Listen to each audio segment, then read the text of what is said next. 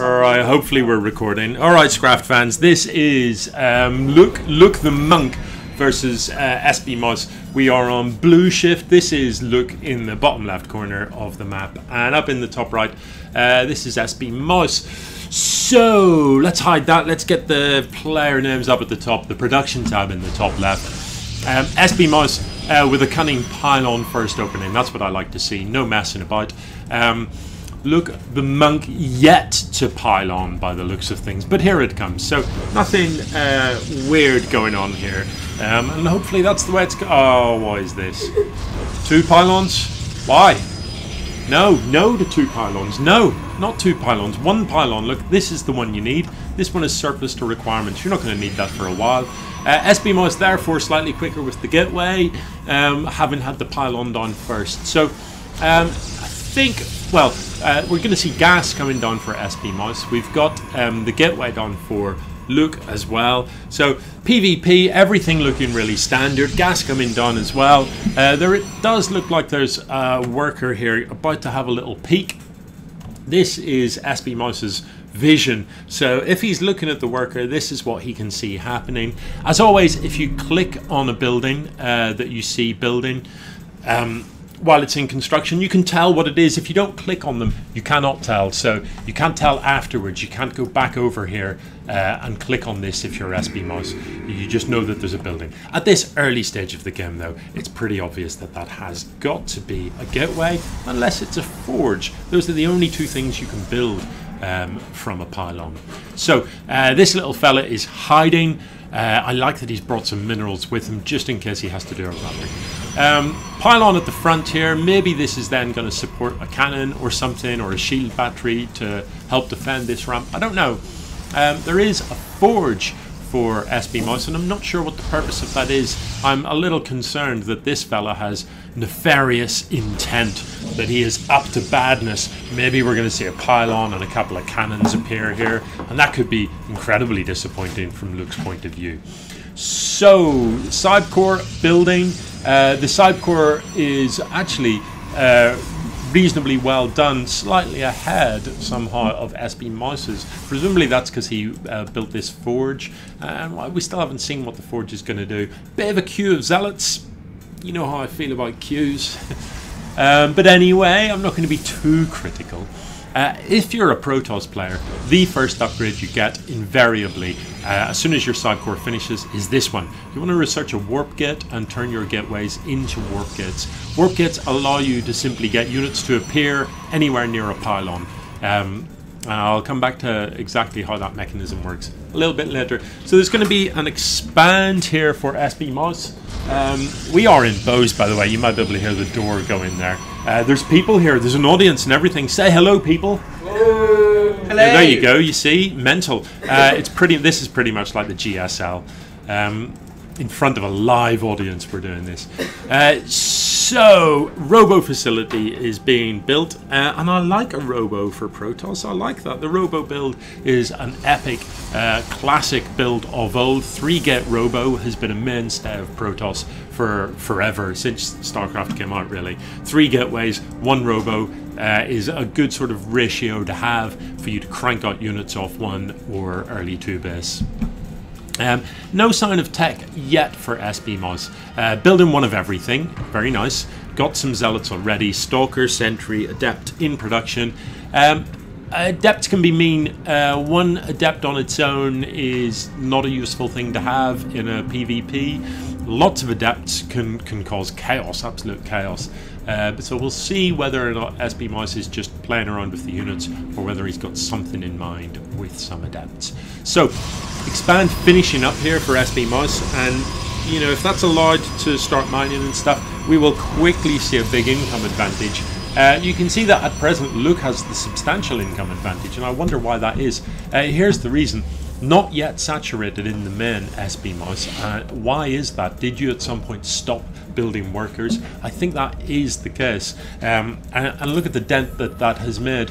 You know, over time, that difference builds up to several units, several buildings perhaps, and those are exactly the sort of things you want to cut out of your game. You want to make sure your economy is always as healthy as it can be. let's have a look at this fella. This is an immortal. Look at him there. He's got some cannons. He's pretty tough. The immortal is a mighty beast. These immortals, look at the difference there in the damage that they do normally compared to versus armor. So against armored things like bunkers, like siege tanks, like stalkers, these do huge amounts of damage. So if you're playing PvP, having a couple of immortals in your army is brilliant if your opponent goes stalker heavy composition, because these just smash stalkers.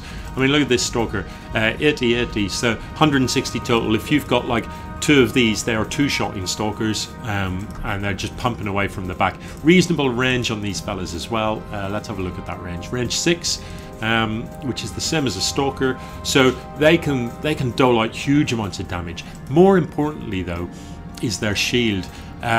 These have this sort of auto-triggered barrier that will kind of, when they take fire, this pops out and protects them from 100 damage. So that hardened shield is absolutely beast. It makes these very, very tough units to kill. With a shield battery behind them, they are essentially indestructible. Anywho, Sentry over here, which is a unit we've not seen used yet. The Sentry's a spellcaster unit. It can shoot, it tickles things. And you know, give it enough time and it will eventually tickle perhaps a worker to death over about 20 seconds. But really, we're not interested in how sentries shoot. These are what we're interested in. This is a force field, so these sentries can put down force fields that can block your opponent's movement and your own, and that can be really useful if you're against melee units. So things like zealots, zerglings, throwing down a couple of force fields simply keep them at bay. The Guardian Shield is fantastic. Reduces damage from ranged units by 2. So the Guardian Shield pops up. If this pops a Guardian Shield, it would encompass all of these units, and it knocks 2 off every shot that is being done to them. That can make the difference between life and death. So you know, if you're up against stalkers doing 18 per shot, if your stalkers are doing 18 per shot and your opponents are doing 16 per shot, you win. Simple as that. Fantastically effective against things like mutilisks, because that sort of 2 less is really effective at reducing splash damage from any sort of unit that does splash. So the Sentry is a useful thing. The other thing I've not mentioned is the hallucination. Hallucinations often used for scouting, so you can hallucinate any Protoss unit. You can hallucinate air units and send them across to have a look at your opponent's base, and they get shot down very easily, but it doesn't matter. They cost you nothing but energy. But a more cunning use for hallucinations, if you've got a lot of sentries, just before you go into battle, you can hallucinate a bunch of heavy duty things like Colossus. They don't do any damage, but your opponent cannot tell them apart from the real deal, so they will soak up a lot of fire. And frequently, if your opponent is microing at all, they will see that you've got Colossus and think to themselves, right, well, I better kill that first, in which case you are winning. Now then, back to business. Here are Void Rays building. Now, where is that observer? There it is. So Luke sees this happening, and what he should be doing is thinking to himself, oh my goodness, 4 Stargates, there's a lot of air units coming. I need lots of stuff that shoots up. Is that what he's doing? Is it? It is not. He is building a Zealot, and he's building a Void Ray of his own. This composition is weak to air. Now let's have a quick look at the Army Supply tab. Luke is ahead in Army Supply, and he's got these 3 Immortals. This army against a ground army would absolutely wreck face. Unfortunately, very little of it shoots up. Now, 4 Void Rays. With the Void Ray and this many Stalkers, you can do that, you can kill that, so long as you focus those Void Rays down first. All of the Stalkers need to be shooting the Void Rays, and you need to be targeting them one at a time.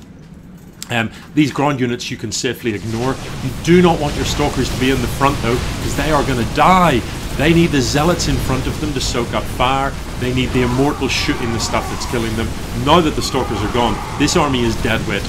All of this will die. These Void Rays have nothing to contest them, and they will just merrily mow this stuff down. Void Rays have this ability, the Prismatic Alignment, which increases their damage output but also slows down the movement of the Void Rays. So you've got to think carefully about when you activate that. It is particularly useful for wrecking armored buildings and things like that, so bunkers and stuff like that, or stuff that isn't going to run away. So that engagement, a little bit savage. Luke potentially certainly had more damage output in his army, but didn't take a particularly good engagement, and unfortunately most of his damage output was ground based. So the supply difference now is a bit nasty to read, 51 to 112. But look at this. Look at this, 2,500 in the bank.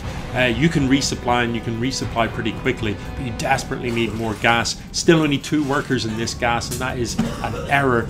This is oversaturated by a significant margin. So you need to transfer workers down here, you need to get workers in here, and this gas build so that you can get out some units that shoot up.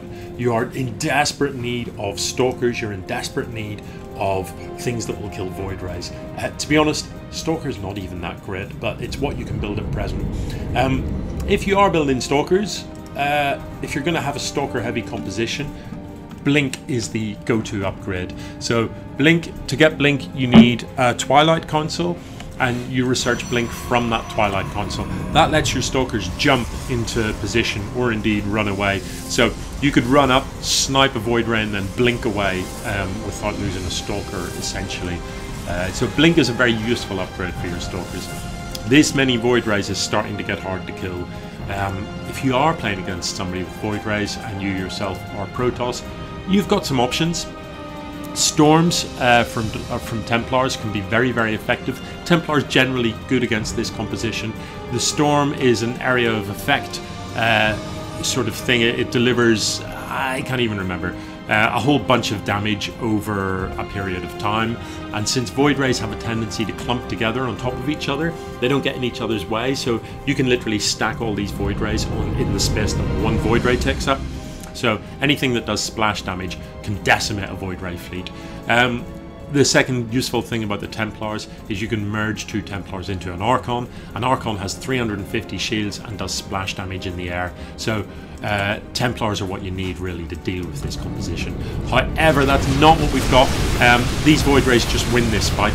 All of these stalkers in the ground can likely, they're not the big issue here.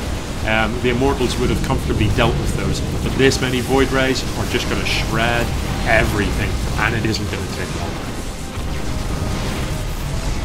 That is, this final fight and this supply difference looks incredibly one-sided, but the game was not that one-sided. Luke did have a good, robust army in the middle of that game with a lot of damage output. And unfortunately there just wasn't enough that could take on these air units. Had he attacked before those that sort of second round of void rays came out of the Stargates, he absolutely would have smashed face. But that's not what happened. GG.